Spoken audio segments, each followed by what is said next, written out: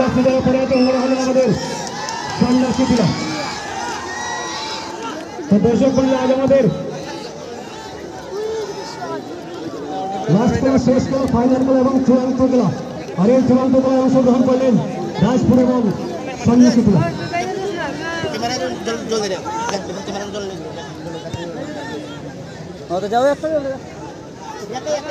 তো এইমাত্র আমাদের মঞ্চে এসে উপস্থিত হয়েছেন সিঙ্গুর থানার এসআই স্যার, আমাদের মঞ্চে আসুন এবং আসন গ্রহণ করুন। সিঙ্গুর থানার এসআই স্যারকে আমরা মঞ্চে আসার জন্য অনুরোধ রাখছি এবং আসন গ্রহণ করার জন্য অনুরোধ রাখছি।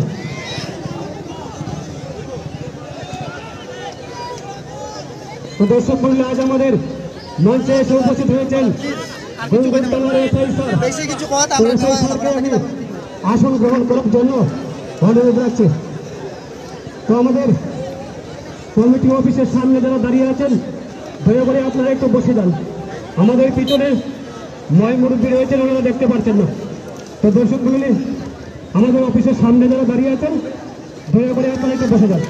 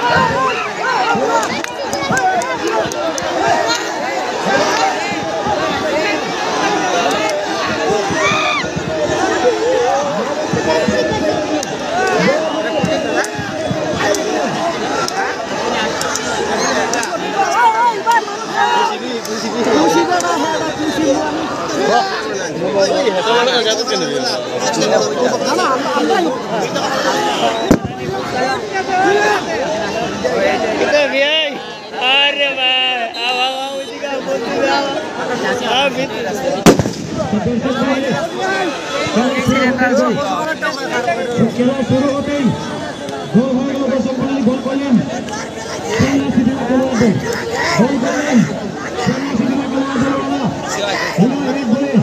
এগিয়েছেন।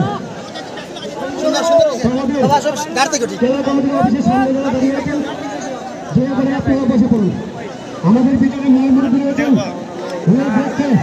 অসুবিধা হচ্ছে, দয়া করে আপনারা বসে পড়ুন। আমাদের খেলা কমিটির সামনে যারা দাঁড়িয়ে আছেন দয়া করে আপনারা বসে পড়ুন।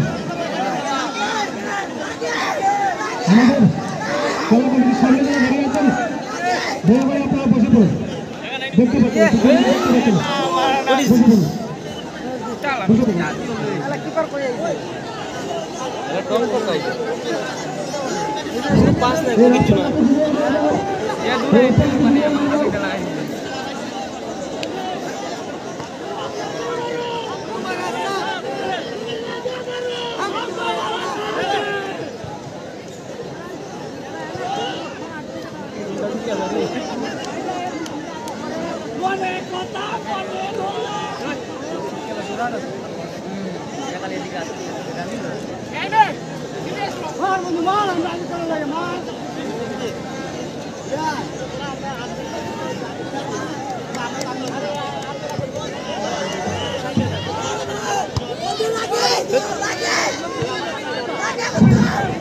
আমরা কমিটির পক্ষ থেকে বারবার অনুরোধ করে বলছি আপনারা একটু রশ্মি বাইরে থাকবেন।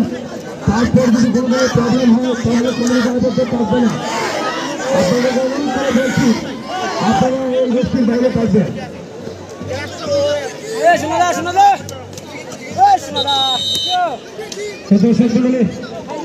জয়পুর নিবাসী অধীর দাস আমাদেরকে 1,000 টাকা দিয়ে উৎসাহিত করলেন। রাজ্যেশ্বর দাস একটা ফুটবল দিয়ে উৎসাহিত করলেন। তরুণ দাস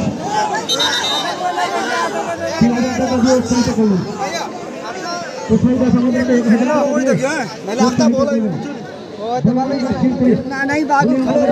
টাকা দিয়ে উৎসাহিত করলেন। আমরা ওনার দীর্ঘ আয়ু কামনা করি।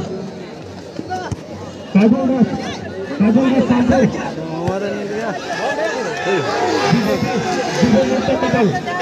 আমাদেরকে 1000 টাকা দিয়ে উৎসাহিত করলেন। প্রসন্ন দাস শামপুর আমাদেরকে 500 টাকা দিয়ে উৎসাহিত করলেন।